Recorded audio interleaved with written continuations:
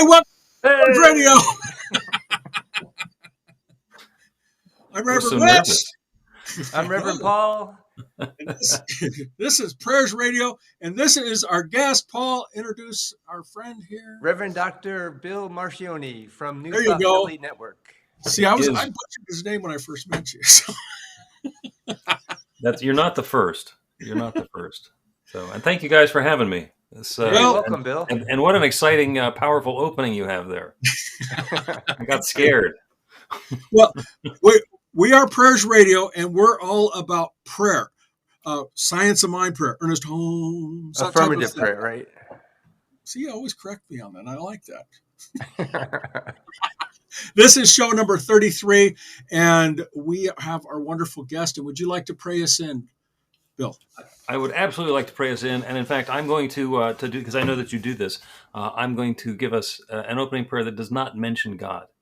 And, this is actually one that's in my book, because it turns out that you can start a business meeting with a prayer or a spiritual mind treatment, but not tell anybody that's what it is, and sneak one in. And I have done that and had the best business meetings ever. And people will say afterwards, that was a great meeting, as though it was just like a coincidence. So if you want, you can be pious and you can close your eyes or go within, but you don't have to. You can be sitting there as though we're about to start the PowerPoint. As I remind you that we're here together for something wonderful. This is an exercise in excellence. Each of us has skills and strengths and knowledge. As we meet today, we're each bringing all of these gifts to this wonderful radio show, to this opportunity to share what we have in common. All of our diverse ideas and individual perspectives are already blending together. They continue to combine in ways that bring about great new ideas that go beyond what any of us can do on our own. Each voice is heard. Every good idea is welcome. We let the inspiration flow, and our success is greater than any of us have yet imagined. Each one listening to this broadcast is part of that creative exercise. We easily move past any idea that we're limited or constrained by what's happened before. Any individual requirements or specific agendas are easily incorporated. We're all working together and bring out the best ideas for what's possible now in this broadcast. I thank each one who's involved for his and her participation. Each one speaking, each one listening, each one understanding. I'm grateful for the willingness to stop and step up with enthusiasm to create something great. As this exercise in excellence begins, I already know it's a tremendous success. And so it is. And so it is. That was powerful, Bill. May I call you Bill? Absolutely. Okay. And that's a great way to start a business meeting, because nobody says, nah, I don't think so. Like, oh, okay, this could be good. Yeah, it's very stealth too. You can feel the power behind the words. Yeah. You were saying something about stealth prayer before. Is that the stealth prayer? That's the stealth prayer.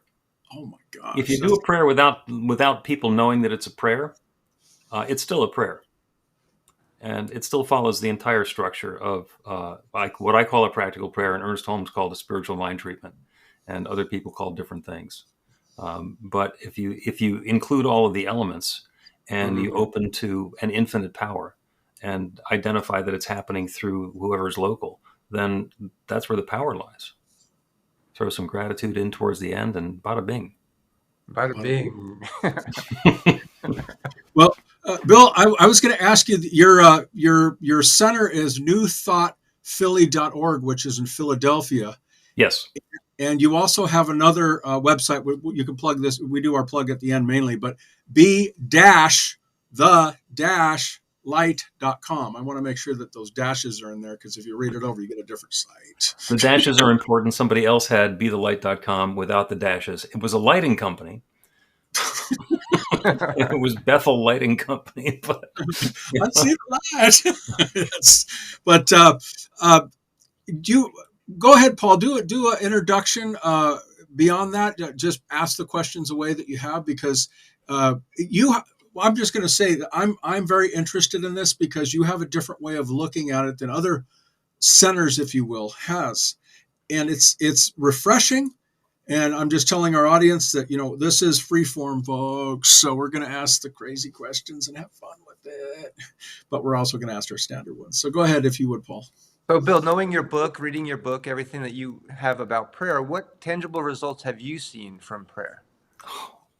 complete transformation of my life and transformation in the lives of the people who I've helped learn the prayer or done the prayer for. I mean, it is everything from career changes to wonderful shifts in prosperity. Um, one of my favorite stories is about a young man. I think he was 18 or 19 when he first started coming to New Thought Philly with his parents. And he had always loved SEPTA, which is the regional transportation system in Philadelphia. And he wanted to be a driver for SEPTA. And he was driving for some commercial bus company. He didn't go to college. But so he wanted to work for SEPTA.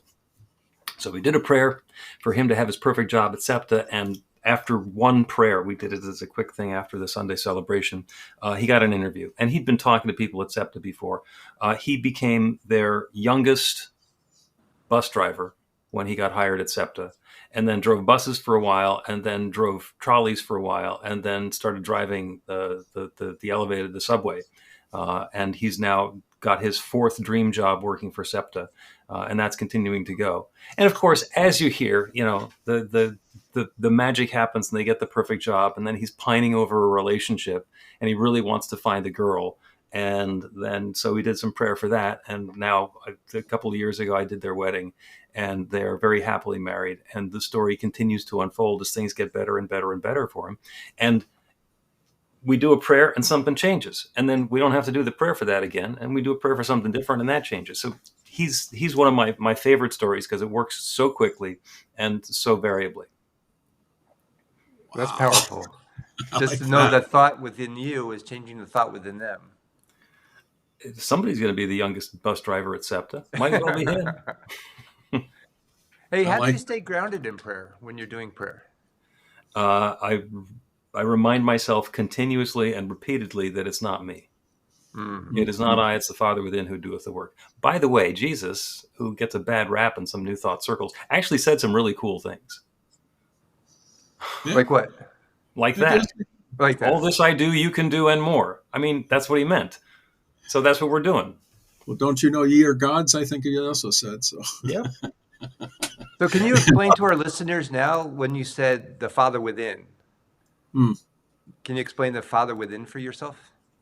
I have this ego identity of myself when I think of me and I think of myself, and we all do because our senses are set up that way, to perceive ourselves as being separate. Like I'm in here and the world is out there. And that reminder is that it's all one. We are all connected. That divine power and presence is everywhere, and it's within me as well. And I have as much access to it as anybody, anytime, anywhere. Well, that's nice. It goes back to that Bible thing that God is within, not without. Mm-hmm. Yeah, I like that. I was thinking of that when you said that, and I went, okay. Yeah. What about? Go I ahead. love how Ernest Holmes said that, from the unseen, the seen. Yeah. But knowing that from within and without. Yeah. You watch out. I'm going to get my Science of Mind teaching symbol and point to the soul. Paul said, Paul, point to it. Right up. I see it. There I we see it go. now. We always have fun with it. Oh, find the ball. So Reverend Bill, can you talk us through how you would begin your day with prayer orientation? I begin my day actually when I wake up, I kind of do some prayer, reminding myself of the truth and the harmony and the wellness that I am. And that's sort of a reflexive thing. What I like to say is that practice makes practiced. And so by doing this all the time, I have a tendency to do it all the time. So it becomes sort of muscle memory. My actual practice first thing in the morning is called RPM, Rise, P, Meditate.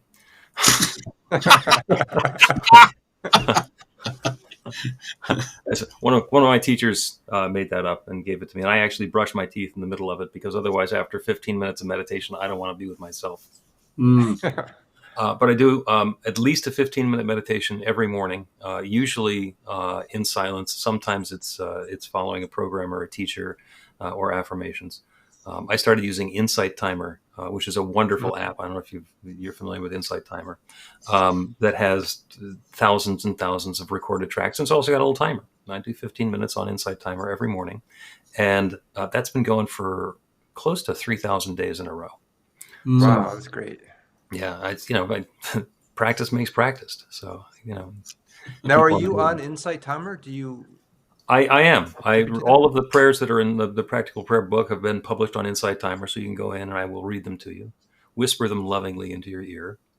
And there are 40 of them in there. And I've done other meditations and different prayer tracks and stuff. A lot of my work during the pandemic went online. So I have huge amounts of recordings, and every once in a while I'll actually take one of them and put them on Insight Timer or do something with it. It's not because the content is necessarily better over here than it is over there. It's about my attention span and the time that I have to turn that into something. So the other thing that I do is part of my practice. We started this at the very beginning of the pandemic when everybody's world turned upside down. Started doing daily meditations online on Zoom, and anybody is welcome to join them. We have a meetup group that's Philly Spiritual Adventures, and that's the main way that people are finding us. So they go on to Meetup and say, "Oh, there's this little meditation that I can go to," and we do it at 8:00 in the morning and 6:00 in the evening Eastern time, 5 days a week, and then a couple on the weekends, and so that is a practice that has gotten me into doing a group meditation a dozen times a week as well. So I am, and it's a very new thought meditation practice. We basically start with a little bit of an exercise and a visualization, do a couple of minutes in the quiet, and when we come out of the quiet, there's a practical prayer or a spiritual mind treatment. And they can find that on your newthoughtphilly.org website? You can find that on newthoughtphilly.org. You can actually, if you just Google New Thought Philly, the website comes up and the meetup I think comes up, and they're all cross connected. They all talk about each other. But newthoughtphilly.org, great home for that. Yeah, we make sure that we post that inside of the notes for that our audience can take a look at that. And I highly suggest everybody take a look at that because this guy's got some stuff here that's good. Now, it doesn't seem that you're triggered often, but when you are triggered, how do you get into the prayer to untrigger yourself? Weather vaning, and that's the weather vane always points in the direction of the wind, and it never points to itself. And when I find myself weather vaning, it's like, it's time to let go of that and know something different. Yeah. And you just drop in a prayer and that helps you let go of it? I remind myself that what I'm doing and what I want to be doing are different. And so let's be a little bit more intentional and stop doing what I don't want to be doing. So sort of like argumentative prayer, would you say, Bill? Or I'm a great arguer. But yeah. And I'll tell you a little bit about my background, how I came to practical prayer, because I started in New Thought, actually in religious science, when it was International Centers for Spiritual Living. And actually it was Religious Science International, and then they changed their name to International Centers for Spiritual Living. And I did some training in an independent church that used United Curriculum.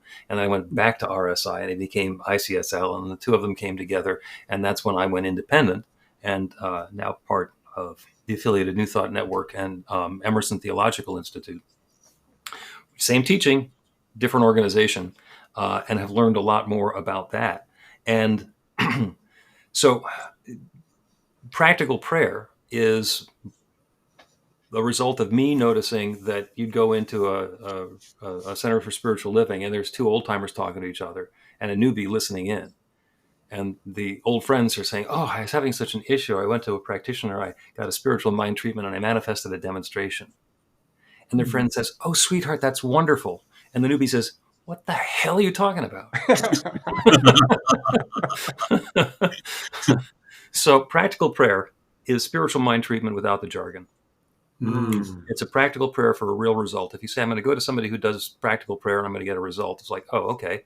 And then you're going to wind up with a job at SEPTA or, the love of your life. And it takes a lot less explaining. So one of the things in practical prayer is when we notice there's something we don't like in our life, what we want to do is pivot. If I'm seeing the darkness over here, I know that I don't like that. So the first thing I need to do is say, what do I want to have instead? And I want to look towards the light. And when I'm looking towards the light, that's where that transition happens.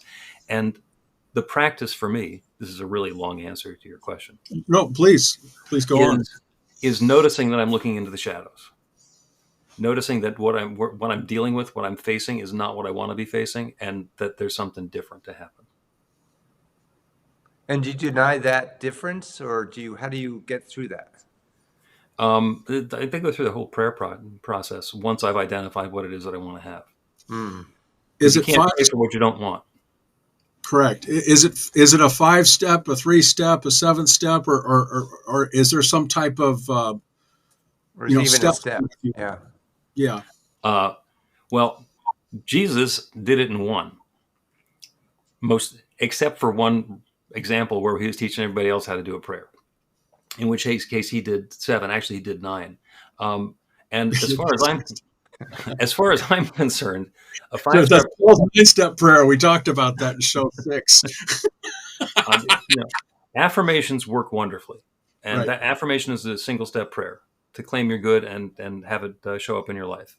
And what happens is when people are doing just affirmations, like from self-help, they work until they stop working when they run up against the edge of our belief system. At that point, we turn them into a 5-step practical prayer or spiritual mind treatment.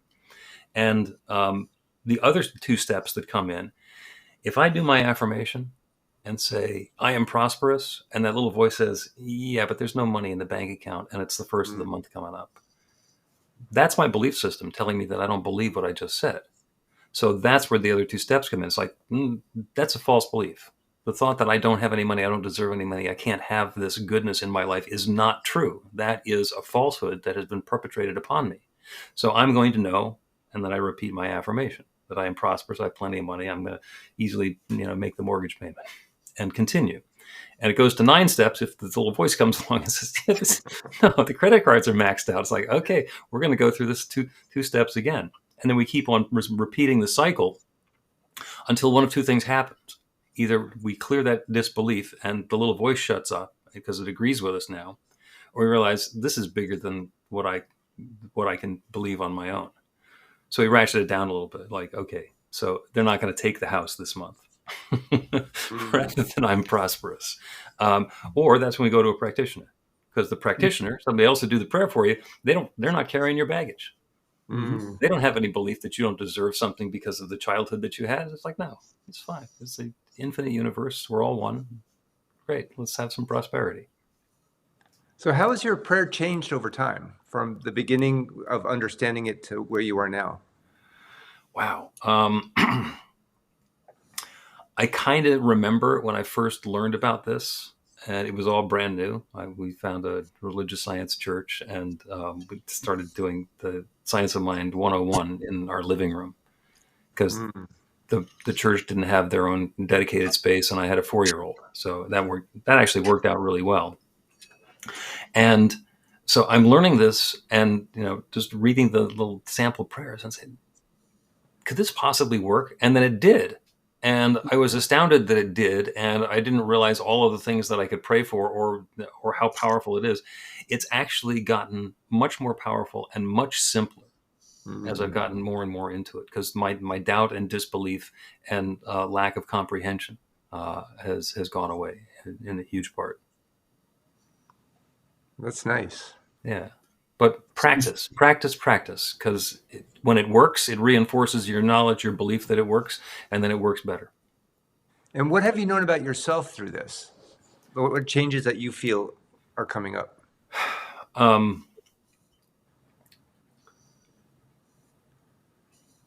For prayer itself, just a more peaceful and powerful feeling within myself. I don't have to struggle nearly as much. There's not as big of an ego fight. It's kind of been going in lockstep with ministry, where I'm doing stuff with and for other people and teaching. So I'm not sure where all of those changes come in. But I notice myself when I'm teaching a practitioner class that I'm saying things and I'm going, did I say that? Wow, that's really good. So, and it becomes, I get, body of work and experience. So, again, living it has changed the experience of it. So for classes that you're in and for our audience here, how would you explain New Thought to people that don't understand what New Thought is? My elevator pitch. Oh, there you Um, which for anybody who doesn't know what an elevator pitch is you get on the elevator and you're going up to the 11th floor, and somebody says, "What do you do?" And you have until the elevator gets to their floor or the 11th floor to explain it, and they're not going to stick around and continue the conversation. So for me, I have a couple of different versions of it. My favorite is that New Thought is the greatest hits of all the religions. If you want to love like Jesus and meditate like Buddha and pray like Muhammad and believe like Moses, that's a good start towards what New Thought is all about. Wow, that's a keeper. That's perfect. I know. I worked on that for a while. I was going to say, geez, that's a good spiel there. I like that. And what was the other one? What was the other one? He said he got a couple now. Oh yeah, two of them, right? And if you don't remember, that's fine, because sometimes I don't remember. A lot of times, it's not just what do you do, but somebody will come in with their own perspective on this. And I've got a real fondness at this point for people who are doing Bible-based stuff, because I love the Red Letter Bible. And all the stuff that Jesus said, it's magical. And all the stuff that people said that Jesus said, it's like, where did that come from? Right. And so I like to just turn the conversation to, I like to pray like Jesus. I like to do what he does and do healing like Jesus. And depending on, at some point, usually they'll start pushing back. But if they let me, it's like, do you think that you can do healing like Jesus did? And usually people say, well, no, I couldn't do that. I said, well, could Jesus have taught you? And so I don't know. Well, it says right there in the book that he taught the disciples how to do the healings, and they went out and did it. And these were not special people. This was a fisherman and a tax collector. And he said, here's how you do it. Go out on your mission. So we're just doing the same thing. We're doing what Jesus said to do. It's funny. I can see somebody asking you that question, and you'll say, "See that withered fig tree over there? I did that."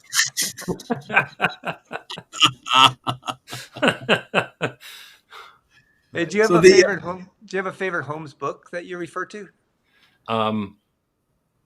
The one that I refer to the most often is the textbook Science of Mind, especially page 52, where it talks about how the law works by appearing not to work. Which is just great for somebody who's doubting. When I want warm fuzzies, though, it's This Thing Called You. Do you like that better than The Thing Called Life? Um, Because The Thing Called Life is more of a how-to in our spiritual mind treatment. The one that they changed the name of. I think This Thing Called You is the one that's still called This Thing Called You. Yeah, because it's so gentle. It's so warm and fuzzy. And Holmes did a lot of work. He was talking about law, and he was trying to make it seem scientific, and it has a certain coldness to it. And when he opened up the fuzzies and he talked about love, it was uplifting and captivating. Yeah, and he was amazed that people did not know about love, so he had to talk about it. Yeah. Do you have a favorite quote from him?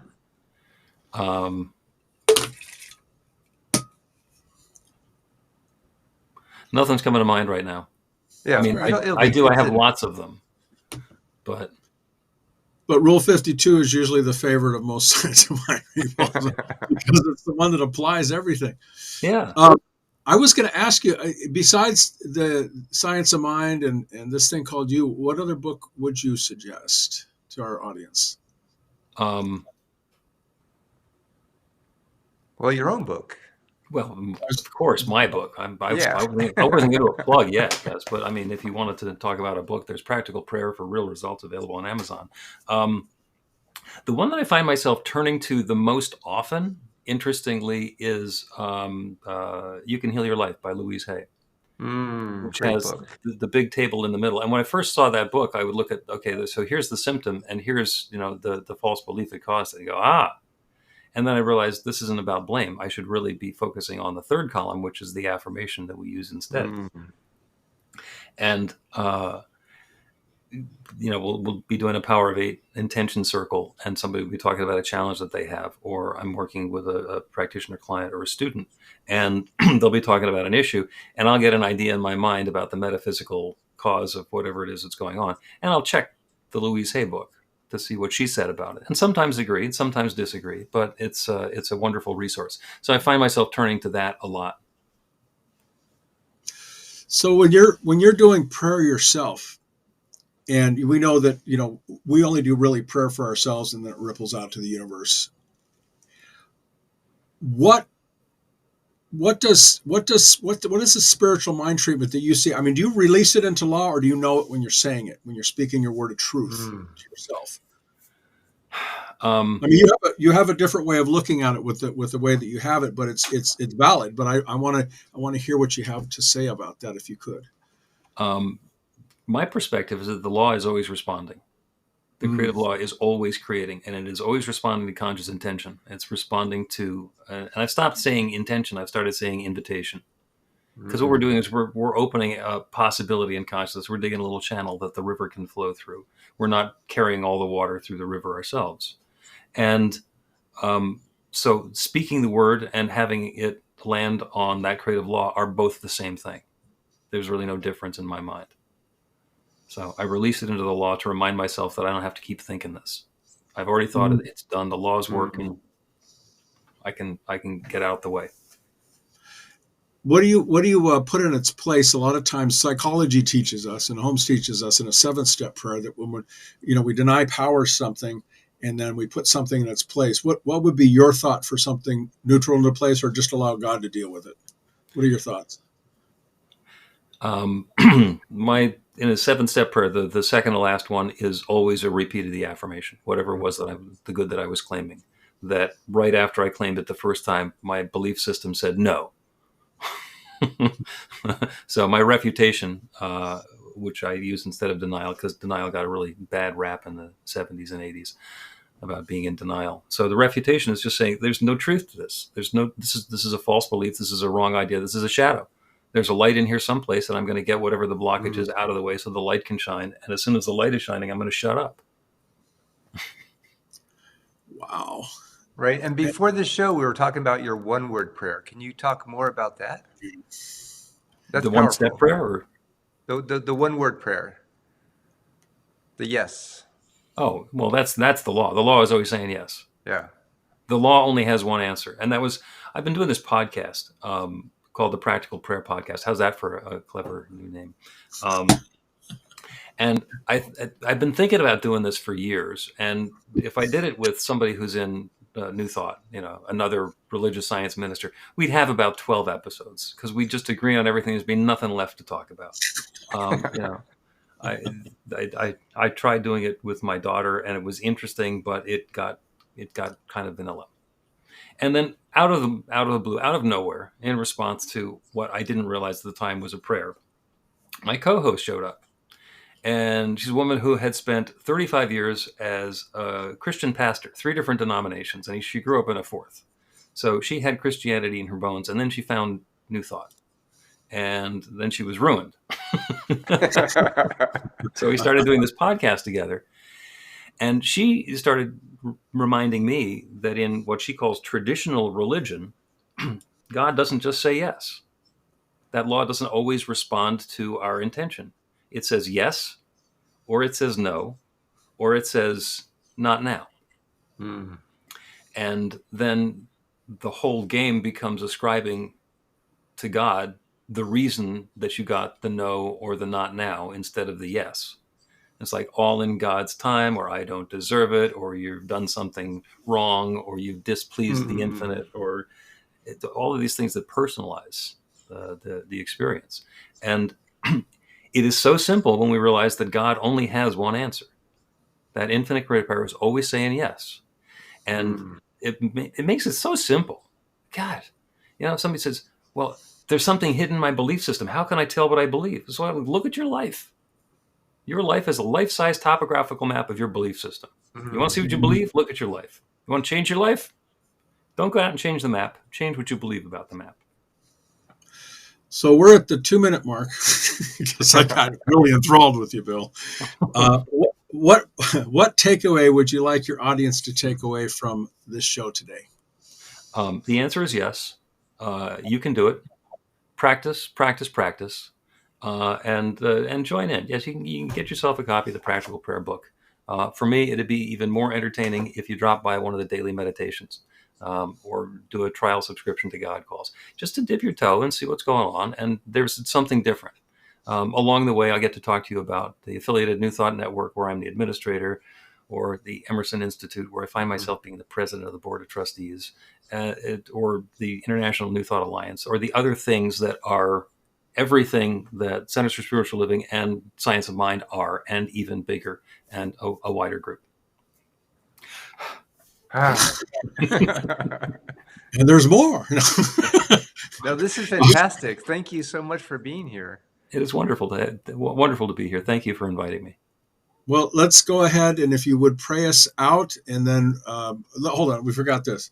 I'm Reverend Rich. This is Reverend Paul, and we are Prayers Radio, and we're going to have the pray out right now by our good friend. So, God knows that love is unfolding. God knows that there is good right here and right now. In fact, that's all there is. There is only God. Everything, everywhere is that one divine creative power that creates everything. It is the beginning, the center, the circumference, and the end of all. That divine power and presence is in everything, in everyone, everywhere. It is me. It is each one who is within the sound of my voice right now. That divine goodness is sharing itself even more fully. That bright light of love is shining even more brightly. And our lives are uplifted, and we are blessed, and good, and more good is unfolding. And the cool thing is, there is nothing that stands in the way of this good. This blessing is underway now, and I'm grateful for it. And I let it be, and I know it's so. And so it is. And so it is. That was awesome. That was great. So we let's see. We did the plug. You got your book in. You got your site and the show notes. We got the RPM. We're good to go. And we say yes. So we say thank you again to our wonderful guest, Reverend Dr. Bob. I'm not going to mess up your last name. Bill. See, I always mess it up. You missed up the beginning part. You were going to get Marchiony perfect. You're absolutely right. Thank you again, Bill. We appreciate you, and hopefully we'll have you on again sometime. So everybody say bye. Bye.